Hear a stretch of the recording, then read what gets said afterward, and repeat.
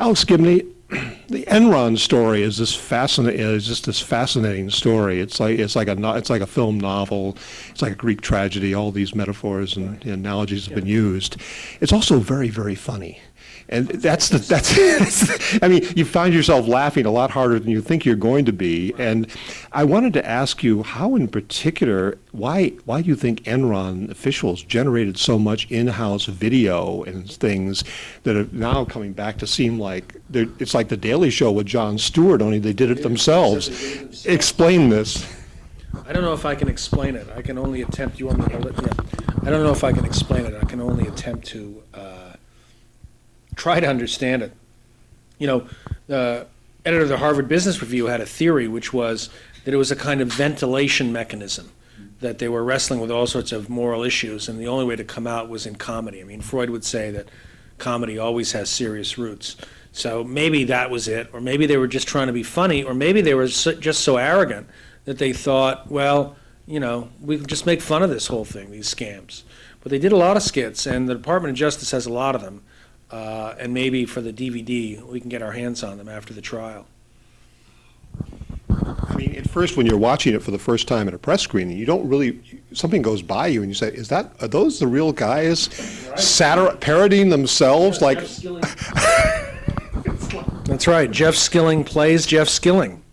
And he does a very effective job, too. He's very convincing in the role. It's amazing. It's really amazing. And then I think also, their employee meetings were very much performances, too. Skilling and Lay, I think, were natural performers. They had a great sense of, you know, Lay, the grandfatherly Southern gentleman, and Skilling, the dynamic leader who's going to lead his troops into battle. You know, in those employee meetings, you can see them performing. I mean, that's what it was all about. It was a kind of grand performance. It was very theatrical. It reminds me in some respects, I don't know if you're familiar with the cult movie Donnie Darko, by Richard Clark. Yeah. Patrick Swayze plays a motivational speaker in Donnie Darko, just remarkably like Skilling and Lay. And the classroom sessions where the kids are supposed to motivate themselves to a higher power, plays like an Enron meeting. That's right. I haven't seen Donnie Darko, but my son, who's a big fan of it, I'm sure would agree. But that's what it is. It's like a revival meeting. I mean, these guys were preaching a gospel that everyone wanted to believe in. So they had a flock that was willing to follow them almost anywhere. Now, I spent time in the 70s in Houston and Dallas myself. How did Houston Natural Gas, a very prosaic, staid old corporate company, turn into Enron and turn into this bubble machine? I mean, if you told me Houston Natural Gas would run amok when I was back in Houston radio in the 70s, I would not have believed you. Yeah, they used to say about the natural gas pipeline business, it was a little bit like the banking business. I mean, you'd come in late, you'd leave early, and you didn't have to do anything but watch the gas flow through the pipeline. But the profits weren't very high. They were steady, but they weren't very high. And I think Ken Lay had greater ambitions. And after the Valhalla episode blew up on him, he found this guy, Jeff Skilling, who had an idea about how to do something very dynamic, to turn basically the movement of natural gas into a kind of stock market where you could trade natural gas like stocks and bonds. And you'd be the middleman between buyers and sellers. Well, once you start that process, then suddenly you're not trading natural gas anymore. You're trading derivatives upon derivatives upon derivatives. It becomes very abstract. It's basically financial instruments. So out of that very basic idea came a wild and very speculative company that was all about abstraction. It wasn't real at all, as it turned out. That's the thing that interests me, because where the Texas part and the California part come together is, of course, the fiasco of energy deregulation in California, which was a dumb idea, and Enron was just the bomb waiting to blow up that particular dumb idea. It's amazing that they happened to collide in that way, but talk a little bit about that, because for our audience in particular, they're going to be fascinated by why California energy deregulation was so susceptible to what the gods at Enron had in mind. Well, what the Enron people would say, and actually I agree with them, is that the type of deregulation that California invented was pretty susceptible to gaming because so much depended on buying energy on the so-called spot market. And you can't store energy, electricity anyway. You can't store electricity, so you need to move very quickly. Well, when you need to move very quickly and at a time of scarcity, if you have a lot of people who know the market and how it works and why it works that way, well, there's an opportunity for gaming because the state does not have a lot of time to respond and to understand what's going on. They have to deliver electricity to customers. That's where Enron saw its opportunity. So I think they looked at the weakness of the deregulation system, and Enron always said, look, it's not sufficiently deregulated. That was their view. It needs to be more regulated, but California said no, and I think, as I say in the film, Enron thought the system in California was a joke, but once it was in place, they made sure that the joke was going to be on California. Now, how is it that those phone conversations, those overheard phone conversations from the young buccaneer day traders who are actually going after California's energy, they're the ones that are sniping at California and shutting power plants down, things like that.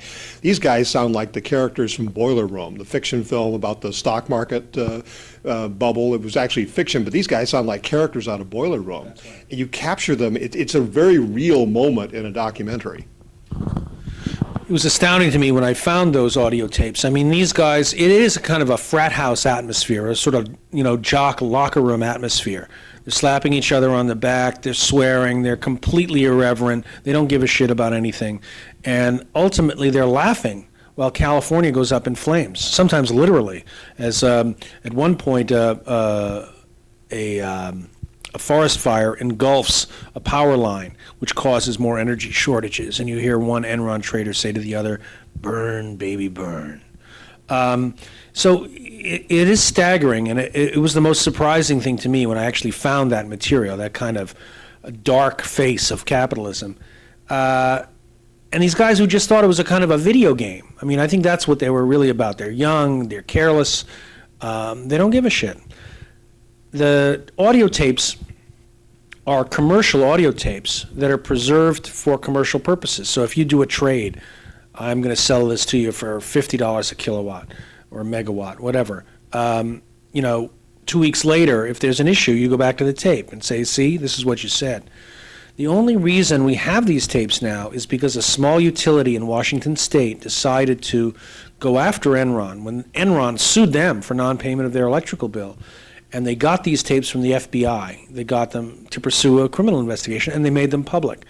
And if you go through hours and hours and hours of them, you finally find these people doing these transactions. And that's where we can hear in the film Enron traders calling power plants and asking them to shut down in the middle of rolling blackouts. And the power plants say, sure, no problem. It's the smoking gun. It's like Nixon. It's like going back to Watergate. Right. And Nixon's tapes. Only they're readily available. That's right. And I think the same thing happens. Documentarians learn this early on. It is true that whenever you introduce a camera like this one in the room, people act differently. But over time, they learn to forget the camera, and over time, the traders learn to forget the tapes. From time to time, you hear them say, maybe we should take this conversation offline, or let's switch to an unrecorded line. But by and large, they would say a tremendous amount of stuff on these lines because they just forget that they were being recorded, and they figured, look, these are in-house tapes. No one's going to ever get their hands on these anyway.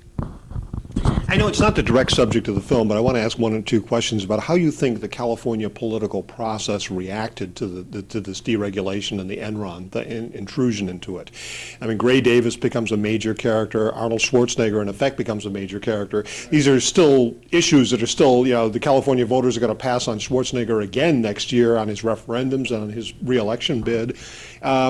How did the system break down? Did these personalities fail or rise to the occasion? What do you think happened about California leadership failing to meet this challenge? Well, as I think you see from the film, I'm far more sympathetic to Gray Davis, knowing what we know now, than I think many Californians were during the midst of the crisis. Because you can see that just what Enron denied what was happening was actually happening. These people were really bringing down the state, and to some extent, Gray Davis was powerless to stop them.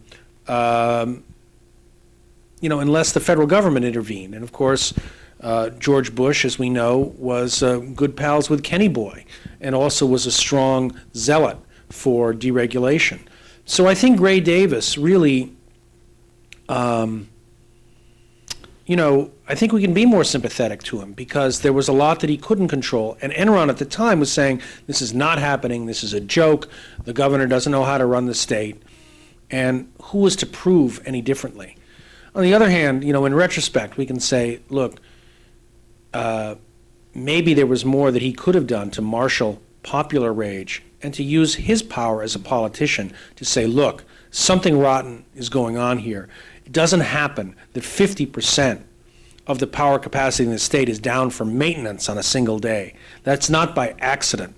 So if he had marshaled popular rage, which I don't think that's not his thing. He's not a mover of men and women in that way. Or if he had taken a bold step, as some people suggest, and actually seized a power plant just to send a message, I think it would have had a powerful effect. Now, Gray Davis was looking at a lot of things. He was looking to the distant future, possible presidential run. He didn't want to roil the waters. He didn't want to scare the markets, all these things. But for not having done enough, he lost everything. Now, the beneficiary is Arnold Schwarzenegger. And here you have in California, you can see the danger of California's recall system, its initiative system, because what you see really, the fraud that was perpetrated on California was really a PR fraud. And the PR fraud said, this is a joke, California is the problem, California's deregulatory system is the problem, and Governor Gray Davis, for resisting further deregulation, is the problem. We are good. As Jeff Skilling says in the film, we're on the side of the angels, which is what he said during the height of the rolling blackouts. Now we know that he wasn't flying with wings on during that period. There's no question that there was no halo on Jeff Skilling's head. In fact, you could just about see the tail and horns peeking up from behind his glasses. But the fact was that at the time, many more people believed Enron because they said it was so, and they looked at Gray Davis and thought he was weak. And so you can see the power of an idea and the power of a PR campaign to sway popular opinion in a way that can sometimes be very destructive, because only after Enron's bankruptcy did we really know the truth. It's almost like when the collapse of the Soviet Union took place, you then understood things about the Cold War that you hadn't understood before, and that you couldn't understand before. One more question on this. There were some people saying that the Los Angeles public power system, which has been very reliable, and it served L.A. well during this period of crisis, was a model that Gray Davis should have invoked, and that more of the public power element should have been introduced here, both for a short-term fix and a longer-term thing, as a way to keep the private sector honest, as a benchmark and as a control mechanism.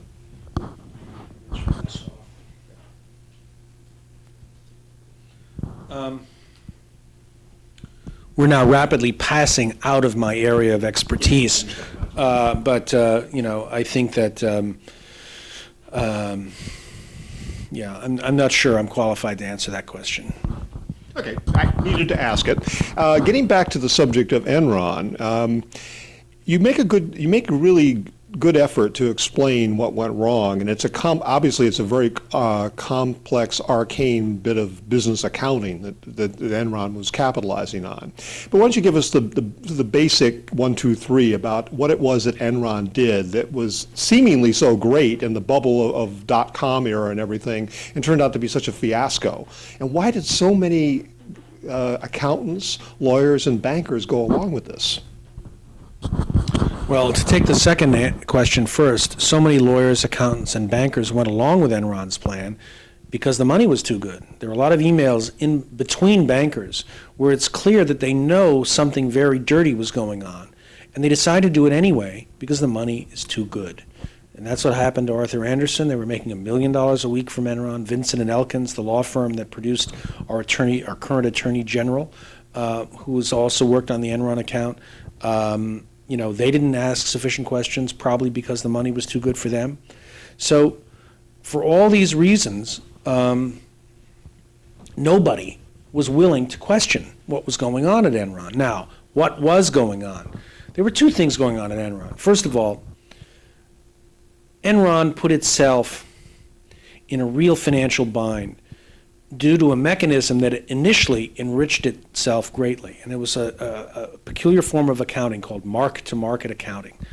And this can be a very conservative form of accounting, so that, for example, if you have a portfolio of stocks and they're up one week and down the next, they're marked to market, so you know exactly where you are. But Enron got the SEC to sign off letting them do mark-to-market accounting on, say, a 10-year contract. Well, the only estimates of what that contract were valued at were Enron's estimates. The other problem was that Enron would book all the profit on the day they signed the contract, but the cash would trickle in slowly over time. Well, in order to keep, everyone paid, they'd have to do another deal, and then another deal. So pretty soon you can see the problem. You have this wide gulf between the money coming in the door and the stated profits. And how do you close that gulf? Well, you have to borrow a lot of money. Enron was $30 billion in debt. Toward the end, they needed somebody to hide that debt, or everybody would have been afraid that Enron couldn't pay it. So that's where they got this guy, Andy Fastow. And he came in to hide the debt. So that was the essence of the Enron fraud.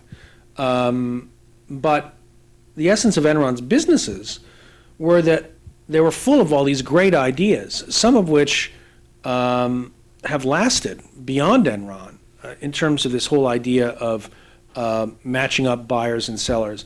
But some were just plain wacky. I mean, the idea of trading weather, that was beyond anyone's ken or understanding. And also they had other ideas that sound good and are good ideas, but Enron couldn't execute them. But they said they could, like video on demand.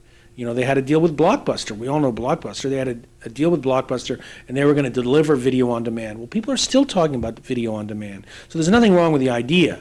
But Enron said their system was up and running, and that was the fraud. So they were so desperate. It was like through mark-to-market, they were falling further and further behind, and it got to the bottom of the ninth inning, and the only way out was to be able to hit 7 consecutive Grand Slam home runs. And that's how Enron pitched it to the market. Now, why did the market accept it? Well, we have to remember during this period that Enron was Enron and everyone else was in the midst of the greatest bull market in the history of the world. We were awash with money. Stocks kept going up and up and up. There were a lot of companies that were losing money on a cash basis, but their stock kept rising. So within that context, Enron was projecting these earnings, or not projecting, but manufacturing earnings. And the analysts looked at them and said, well, we don't know how they do it, but they're doing it. So, tout their stock. And so Enron's stock kept going higher and higher and higher. But in that environment, and because Enron was so good at bluffing everybody, nobody asked fundamental questions until somebody like Bethany McLean comes along, the woman who's in the film. And she asked a pretty simple one, which is, how does Enron make its money? Well, that was a question that Enron wasn't prepared to answer, and that's always a bad sign. Basically, let's get quickly to the division of labor. What is it that Ken Lay, Jeff Skilling, and Andy Fastow each did, and why were they the dream team for a while, and then the team for hell, and why was the scapegoating that took place? Talk a little bit about that. Who gets the blame? Who winds up catching all the grief for this?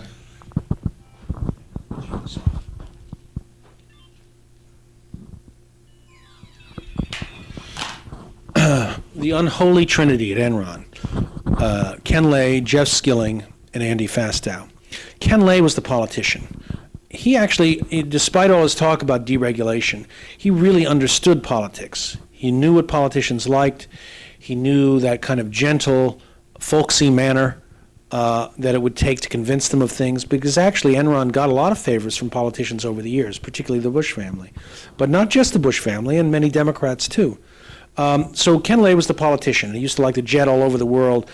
He'd go to Davos and these big meetings, and he was a kind of poster child for deregulation, a kind of larger-than-life symbolic figure. Jeff Skilling was the wizard. He was the man who had the ideas, the big ideas that was going to make Enron go. He had no patience whatsoever for politicians. He hated them and always expressed his contempt to them. He found them just utterly despicable. And you can see that in the hearings, even after Enron went bankrupt. You can see his arrogance and he's almost spitting at them. And sometimes he makes them look very foolish. But he was a powerful ideas man, a McKinsey consultant, who comes into Enron and believes he has a new way in the new economy. And that's a great message for investors, particularly in that period. So he was like the Pied Piper. Some people called him Jim Jones. And many people, if you were taking the Skilling line, they said about you, oh, he's drunk the Kool-Aid. He was a very magnetic personality, very forceful, but a kind of intellectual bully. And the way he'd get his ideas across in many ways was to say, you just don't get it. And he'd never elaborate on that, but individuals would feel extremely insecure. They're like, oh, gee, maybe I don't get it. Maybe I'm not as smart as Jeff Skilling. And they'd back off. It was a brilliant strategy. The third person in the triumvirate is Andy Fastow. Andy Fastow was a morally weak guy, one of these classic suck-up, kick-down characters who desperately wanted to please the boss. And they handed Andy Fastow a problem. At the same time, I think they also appealed to Andy's greed. He wasn't making as much as the traders, and he wanted to figure out a way he could make money. And they needed Fastow to get all this debt off the balance sheet. So he becomes sort of the sorcerer's apprentice, the guy who creates the flood in the bottom. He doesn't know how to manage the magic. So much so that all the mechanisms he put into place at the end up helping to take Enron down, because he guaranteed all these wild deals with Enron stock. And the further Enron stock fell, the more shares they had to issue, which meant the stock was going to fall further and further and further. So it was outrageous. It was ultimately very stupid, but for a brief period it propped up the company. So you have the politician, the wizard, and the sorcerer's apprentice. Quickly, a couple of other questions. Why is it the American public as a whole has been so docile about this devastating manipulation of corporate pensions to ordinary people? We're having the Social Security debate right now, which takes away the safety net for people if corporate pensions go belly up. And we have this outrageous theft of corporate pensions. It's not just Enron, but Enron in particular. Why have the people who are hurt by this not gotten upset about it? I'm mad as hell. I'm not going to take it anymore. I don't understand why people haven't gotten more angry. To me, economics is not some abstract thing. It's the story of human survival. At the end of the day, economics is how you or I or anybody else feed ourselves, our kids, and plan for our retirements. And corporations have been somewhat reckless in terms of allowing executives at the top to take enormous stock options while being extremely careless about corporate pensions. And I think Enron is only one example. It's nice to see that there's some pushback now in this whole idea of Social Security, because I think it's not unconnected with Enron. I mean, the fact is, do you want to put your retirement in the hands of Andy Fastow, Jeff Skilling, and Ken Lay? I don't think so. I think the dramatic example was that Portland, Oregon lineman who had $345,000 in his 401k and wound up with $1,200. The story of the Portland lineman is particularly sad because there's a guy who worked for a state utility for many years, extremely stable pension plan, and as soon as Enron took over PGE, which was part of the mechanism, by the way, that allowed them to move into the California market, all the traders who gamed the California market were in the Portland office, and animated sometimes by Portland, California animosity. As soon as Enron took over PGE, they converted all this guy's stock to Enron. Briefly, there was a spike, and then it cratered, and he lost it all. So it's the saddest story of all, because Enron took something that was extremely stable and then basically rolled the dice in a casino. It'd be like taking someone's money and saying, I'm going to Vegas for the weekend. Hope I get, some more for you. Oh, I'm sorry, I lost it all. Hope you don't mind. It's literally the plot of an Albert Brooks movie, if you recall. Exactly right. How did this affect Houston? Because Houston was Enron's hometown. Enron Field opened for the Astros, and now is the juice box. How was Houston actually affected? Because the most number of direct Enron victims were probably there. The reaction to this story is most complicated in Houston because, say this about Enron, the fact was that with all the money that was flowing through that company, they spread a lot of it around in Houston. The arts flourished, many community organizations flourished. Ken Lay was very smart and very astute as a politician to make sure a lot of people got money in ways that I think created a lot of support and sympathy for him in the community. That's all gone now. With Enron's collapse, a lot of cash left Houston in a way that goes way beyond the effect on Enron's employees. And I think a lot of people in Houston too feel the scar of Enron. They don't all want to be tarred with that brush, and they wonder why they are. And so it's a hard problem for them. And I'm hoping really that the film can help a few people move on. And also, how does the Bush family escape this? They're most closely connected of all the political families to Ken Lay, and they seem to escape it unscathed. Well, I think the Bush family gets away from this because two reasons. One thing, perhaps to me the greatest crime that they committed was not a crime of commission, it was a crime of omission. As Gray Davis says in the film, what the federal government did was to do nothing, which they did very, very well. So at a time when people in California were desperately suffering, George Bush and Dick Cheney did not intervene, and they did so for ideological reasons. They put their ideology and their political interests above the people of California. I think also, too, Enron's rapid collapse caused Bush not to intervene. It went down so fast and so quickly that he didn't intervene, and now he can point to the prosecution by the Department of Justice and say, the guilty are being punished. It's out of my hands now. And final question, what about the whistleblowers, the people who knew a year in advance that this was going to happen, said so internally, even some people who are analyzing Enron stock said so for the public consumption, and nobody listened?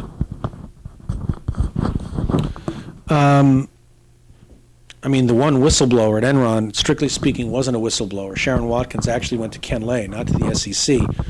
But to her great credit, she came out and said something. Now Sharon, continues to speak publicly throughout the country and the world, in fact, on corporate ethics.